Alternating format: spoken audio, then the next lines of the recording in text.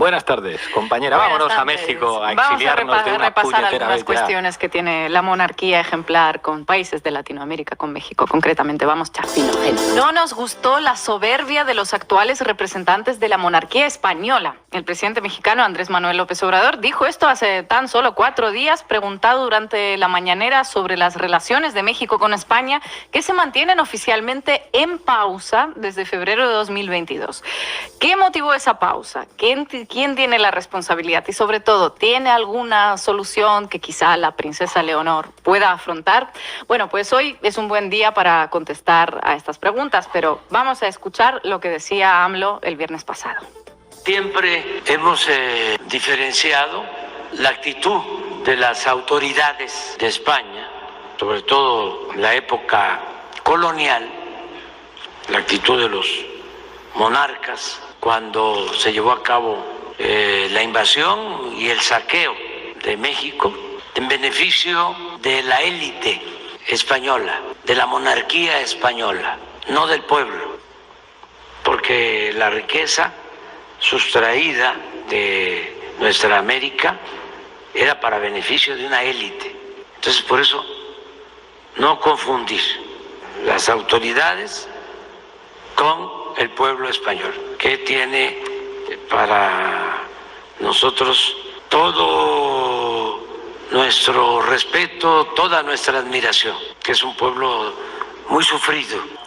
Las diferencias las tenemos con la élite, porque encima de todo hay mucha arrogancia, mucha prepotencia. Cuando les pedimos de manera respetuosa que hiciéramos un acuerdo para que los gobiernos de los dos países ofreciéramos disculpas a los pueblos originarios sometidos, humillados, avasallados, no hubo respuesta. Llegaron con soberbia a decir que no tenían nada de qué avergonzarse y no tenían por qué pedir perdón. En fin, Andrés Manuel López Obrador, presidente de México, deja bien clarito que México no tiene problemas con el pueblo español, sino con sus élites. El problema, evidentemente, es con la corona, que no respondió a la petición de reconciliación. Cuéntanos, Ina, ¿a qué se está refiriendo? Pues se refiere a la carta que envió poco después de asumir la presidencia en 2019 al rey Felipe VI, en la que le planteó textualmente que el Reino de España exprese de manera pública y oficial el reconocimiento de los agravios causados a los pueblos originarios de México. Hablamos de la época de la conquista, obviamente. Lo que AMLO buscaba en ese momento era que las disculpas se ofrecieran en el marco de la conmemoración por los 500 años de la caída de Tenochtitlán, que se produjo tras el primer enfrentamiento del conquistador español Hernán Cortés contra los pueblos indígenas. Este de AMLO fue un gesto sin precedentes. No solo a España no se le ha pedido jamás rendir cuentas por la invasión y el genocidio en América, sino que para México también ha sido una suerte de reivindicación de la memoria histórica que en los sexenios anteriores nunca se había producido. Además, López Obrador le envió una carta similar al Papa Francisco, que por cierto sí que le pidió perdón a México en 2021 por, cito literal, los pecados cometidos durante la conquista. El correo de AMLO fue rechazado tajantemente por el Ejecutivo español. El gobierno manifestó que no se podía juzgar actualmente algo que se había producido hace 500 años, básicamente. Desde la Casa Real jamás hubo una respuesta y según AMLO le contestaron con el maestro Vargas Llosa. Se refiere a este momento que se dio poco después de que él enviara la famosa carta. El mandatario mexicano se equivocó de destinatarios, que esa carta debió mandársela él mismo y responderse o respondernos a la pregunta de por qué México, que hace 5 siglos se incorporó al mundo occidental gracias a España y que desde hace 200 años es independiente y soberano, tiene todavía tantos millones de indios marginados, pobres, ignorantes. Se la tenía que haber enviado a sí mismo, dice con su habitual altanería, Mario Vargas Llosa, y se sorprende por la desigualdad en México. Es decir, primero el señor hace campaña por todo ultraderechista neoliberal y antidemocrático que surja en todo país latinoamericano y parte del extranjero, te dice que votar bien es votar a un Fujimori, a un Macri, a un Bolsonaro o a un Lasso, y luego Vargas Llosa se pregunta por qué hay tantos millones de indios marginados, pobres, ignorantes y explotados, en fin.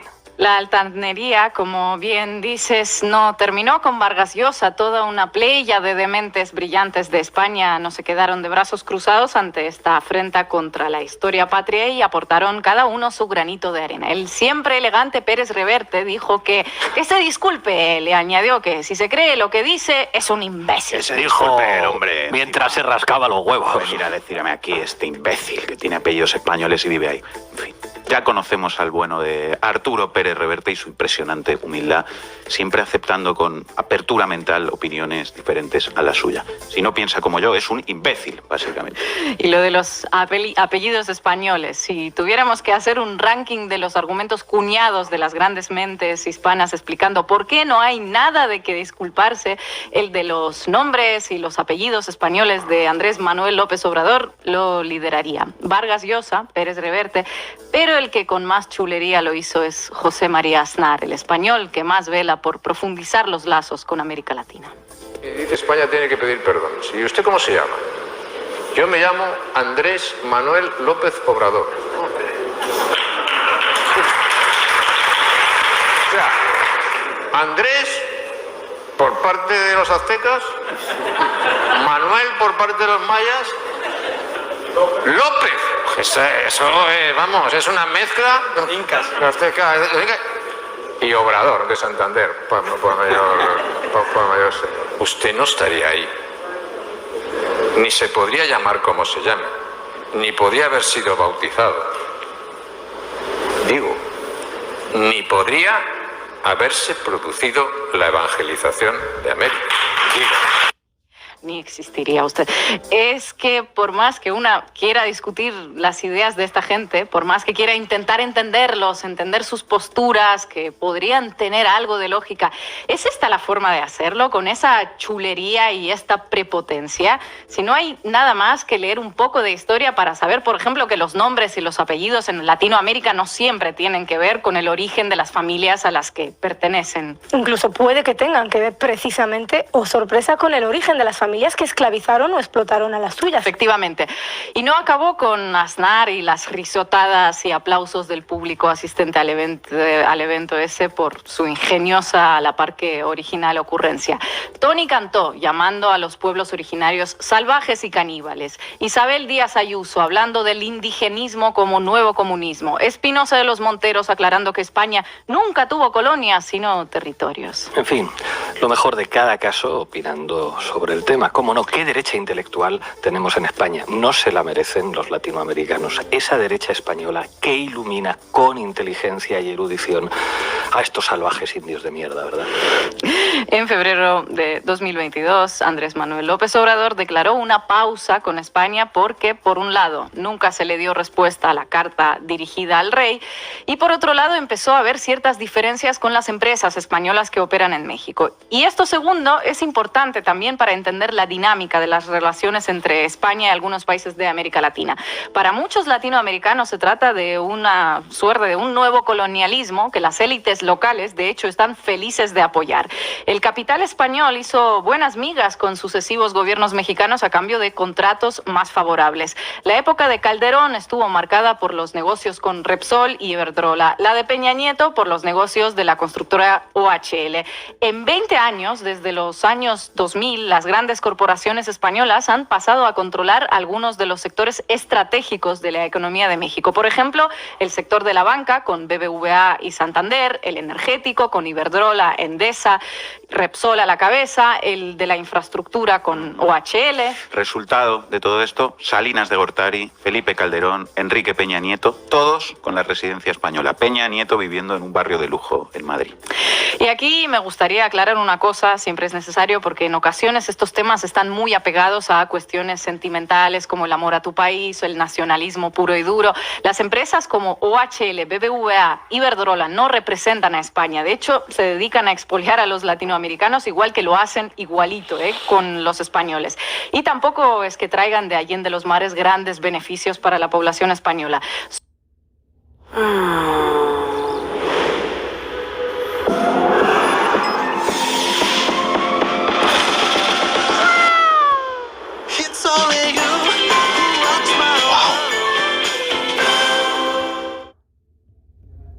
Cuando estás con Pymes Citibanamex, puedes ganar $1.000.000 de pesos.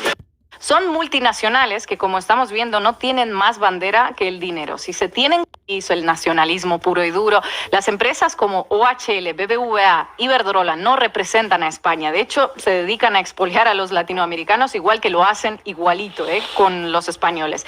Y tampoco es que traigan de allende los mares grandes beneficios para la población española.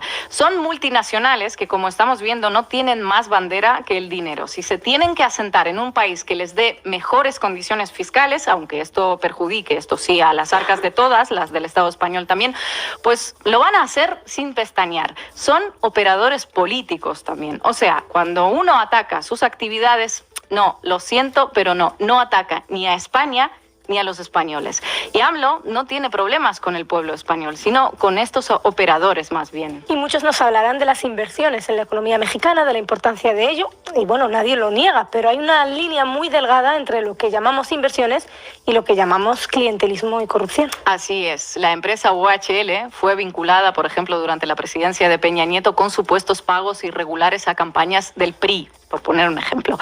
En 2019, la Unidad de Inteligencia Financiera reveló que esa misma empresa, OHL, financió una serie documental titulada Populismo en América Latina, que ya se pueden imaginar de lo que iba y que se usó obviamente para orquestar campañas de desprestigio de Obrador mientras era candidato. Una pista, no hablaba de los populismos de ultraderecha. Inversiones de capital español en México y también inversiones de capital español para que en México se vote como hay que votar. La pausa en las relaciones que AMLO ratificó el viernes pasado tiene que ver con todo esto, con la mentalidad colonial de los grandes capitales y con la soberbia, como él mismo dice, de la Casa Real y de algunos voceros políticos. Lo que se ha pedido desde México a lo largo de estos años de pausa es un poquito de humildad, que sí, que entre los latinoamericanos hay muchos descendientes de los colonos, por supuesto que sí, y esos colonos procedían en muchos casos de la España de hace 500 años. Pero es que este no es el tema. No se le pide que reflexione o se disculpe al pueblo español de 500 años después o a los colonos que llegaron ahí desde el territorio español y cuyos descendientes viven ahora en Latinoamérica.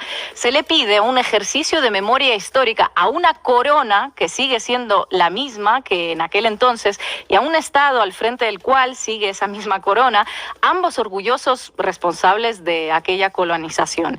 Es tan complicado de entender. Lo único que se pide es una reflexión sobre lo que se hizo y cómo se hizo, no que procesen a Felipe VI. Se pide un recuerdo para aquellos que sufrieron por esa colonización.